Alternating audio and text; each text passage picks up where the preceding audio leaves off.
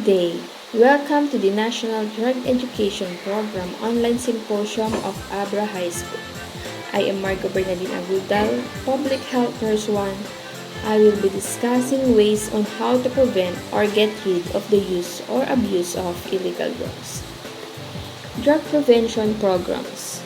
This is designed to provide the education and support necessary to diminish drug dependency in communities, schools, and the workplace. Drug abuse prevention has become an important first step in informing individuals about the dangers of addiction, prevention techniques, and where to find recovery help if it should be deemed necessary.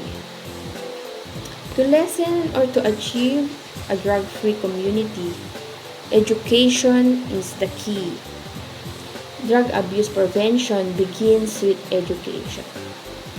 It is the spreading the word regarding the dangers of drugs to oneself and to the community. These programs are just the beginning. The information provided is most effective when it is followed up with continued support. Drug prevention programs seek to help involve the family, community, or workplace in the prevention process. To be effective, communities need to sustain the progress. This often requires continued leadership and financial support. Here are some important facts about drug prevention. Drug abuse has a pervasive effect on an entire community, and understanding drug use risk factors and spreading the word through prevention programs is the best defense against drug abuse. Parental monitoring has been the most effective way to slow the expansion of drugs in family situations. School drug prevention programs serve an important purpose in first-time users aged 12 to 17 years old. Schools with strict compliance rules and counseling support have been successful at reducing usage. Programs should make sure to address all aspects of drug abuse. This includes underage use of legal drugs such as alcohol and tobacco, illicit street drugs, inhalants, and the inappropriate use of legal drugs such as prescription and over-the-counter drugs. These programs must also be tailored to the specific needs of the audience. Having specialized programs for different genders, ages, cultures, and ethnicities only make the programs more effective. As mentioned earlier, drug prevention begins with education. This education can take place at a number of levels including family, school, and community. For school-based drug prevention program, parental supervision and involvement are critical in adolescence.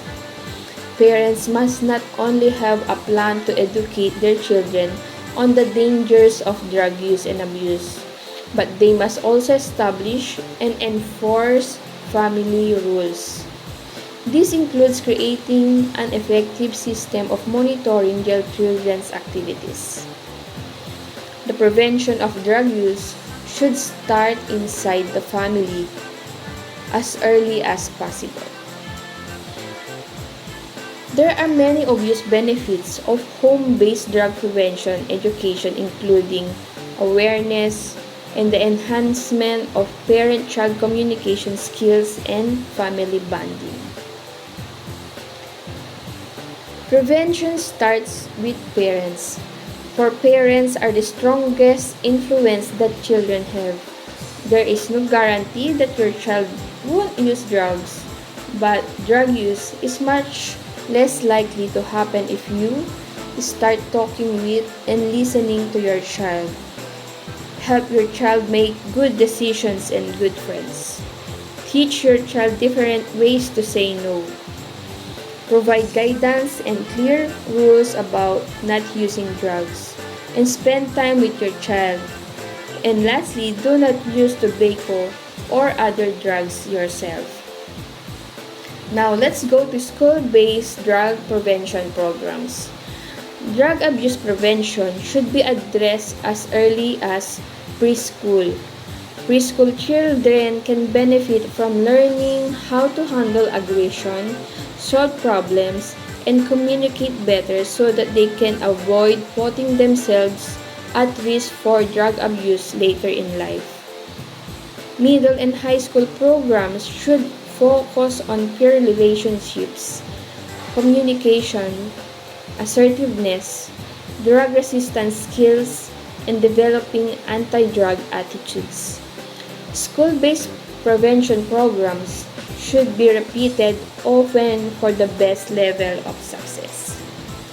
And lastly, the community-based drug prevention programs. Communities that make an effort to come together in the fight against drugs are sure to make an impact in the prevention of drug abuse. There are many places to establish these prevention programs, including schools, churches, and community-based clubs. To conclude, drug abuse is a growing problem, and prevention should be a priority in all of our homes and community. Thank you everyone for participating in the National Drug Education Program Online Symposium. Together, we say, the best me is drug-free. A pleasant day to all.